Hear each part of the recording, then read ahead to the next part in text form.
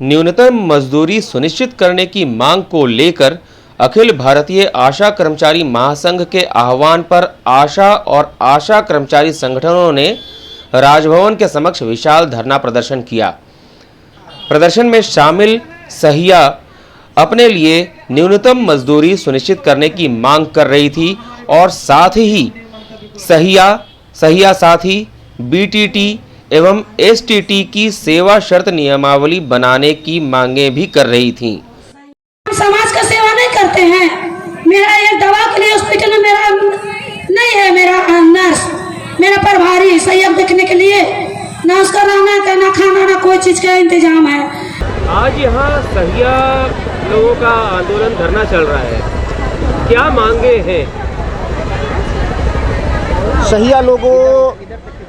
सहिया लोग पिछले वर्ष 26 अक्टूबर को भी धरना करके हेमंत सरकार जी से और अपना मांग किया था कि भाई 2000 रुपया में हमारा पेट नहीं भरता, हमारी मानदेय बढ़ाया जाए।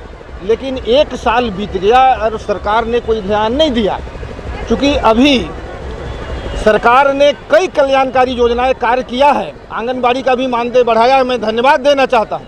लेकिन उसी प्रकार जो प्रदेश भर की सहिया और अपने जान जोखिम में डाल करके कोविड काल में जो सरकार का सेवा किया, उनका पेट नहीं भर रहा है। एक तरफ सरकार कहता है कि 18,000 से कम मानदेय नहीं होना चाहिए, तो हम सभी 18,000 रुपया सहिया को मानदेय कम से कम मिलना चाहिए। और यह एक चेतावनी है, आग्रह करने आए हैं। अगर हमारी बात को सरकार अगर नहीं सुनती है तो एक से हम लोग 2 महीने का समय देंगे। आने वाले दिन में सरकार का हर सहयोग से सहिया हाथ खींच लेगी और ज़रूरत पड़ेगा तो हड़ताल भी करना पड़े तो हम लोग हड़ताल करेंगे। जो काम करवा रहा है सरकार तो वो वाला नहीं है। जब आता है चुनाव का बारी तब बोलता है कि सहियाओं का कुछ वेतन लागू करेंगे। चुनाव के बारे में चुनाव भी दे देता है कि नहीं सहिया से जुट कीजिए और सहिया से पब्लिक के जुटाइए। आई सब सारा काम करवा रहा है। अभी देखिए जो परसों हो रहा है हॉस्पिटल में सहियाओं को द्वारा हो रहा है। 24 घंटा काम कर रहे हैं सहियाओं, चाहे रात हो बिरात हो, पानी हो ठंडा हो, कुछ के व्यवस्था भी नहीं सहियाओं के देते हैं।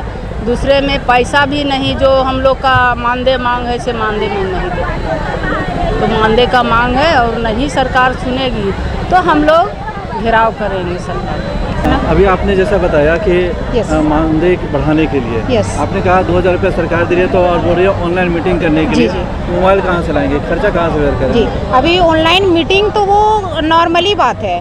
अभी हम लोगों का है कि जितना डाटा आ रहा है सहिया साथी का, जैसे कि गृह भ्रमण में हो रहा है, सहिया जो कर रही है 6 दौरा 7 दौरा गृह भ्रमण, उसके बाद में है कि जितने प्रसव हुए प्रत्येक मंथ उसका सारा डाटा अब हम लोगों को, और जैसे कि मीटिंग वगैरह भी हुआ, कोई बैठक करवाई सहिया क्षेत्र में अपना, तो वो सारा डाटा है कि उसको ऑनलाइन रिपोर्ट अपडेट करना है, अपने पास रजिस्टर में भी रखना और ऑनलाइन करना भी है। तो अगर ये ऑनलाइन करने की बात कर रहा है सरकार और हम लोगों को इतना प्रेशर दिया जा रहा है करने के लिए, तो फिर आखिर ऐसा तो नहीं है कि कोई 500 या 1000 रुपया वाला मोबाइल में मेरा ऑनलाइन हो जाएगा, या मान के चलिए कि 20 रुपया का टोकन भरवाएं और उससे मेरा रिचार्ज हो गया और उससे मेरा काम हो जाएगा। हमको यहाँ इतना मतलब इसमें लोड भी हो जा रहा है मोबाइल में कि छोटा मोबाइल काम नहीं करेगा। वो हम अच्छा मोबाइल लेंगे तभी है सो मतलब कि उसमें हम डाटा अपलोड कर सकते हैं। और उसके लिए फिर है कि हमको डाटा अपलोड करने के लिए हमको प्रत्येक मेरा रिचार्ज अपडेट रखना पड़ेगा। तो जब हमको 2000 रुपया दे रही है सरकार, तो इसमें हम लोग कहाँ से इसको मेंटेन करें?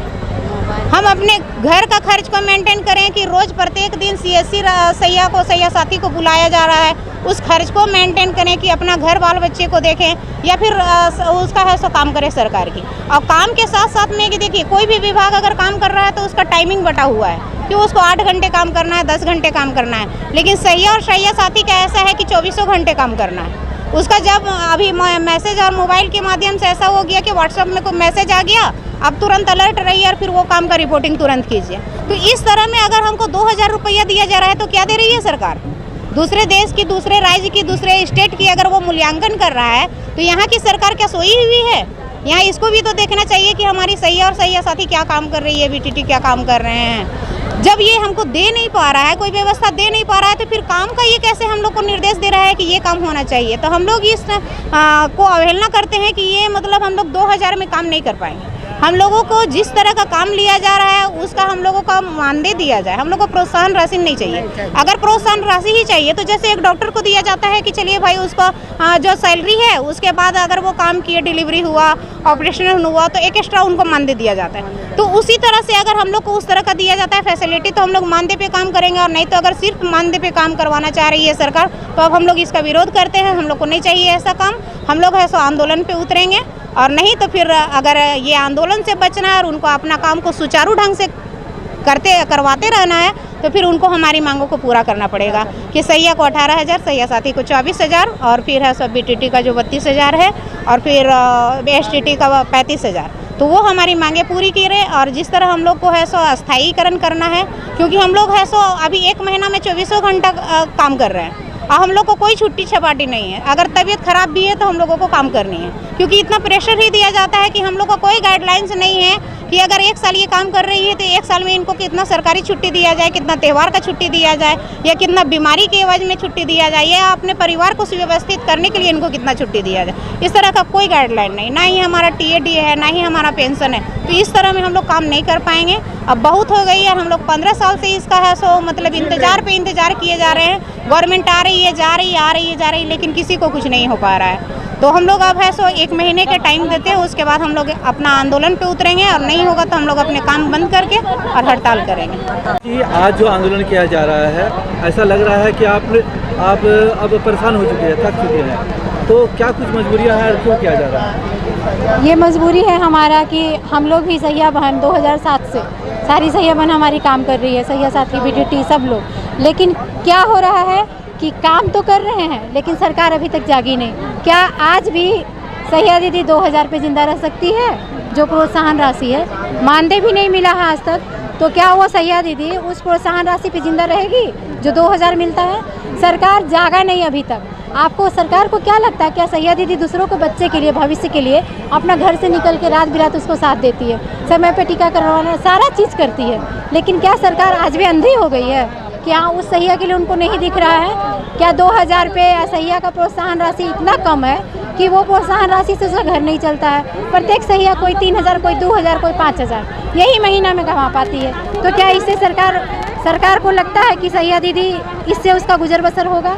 कल सैया दीदी रिटायर होकर निकलेगी तो अपने घर में अपने हाथ में क्या लेकर जाएगी? उनके बच्चे और उनके बहू क्या उनका साथ देंगे?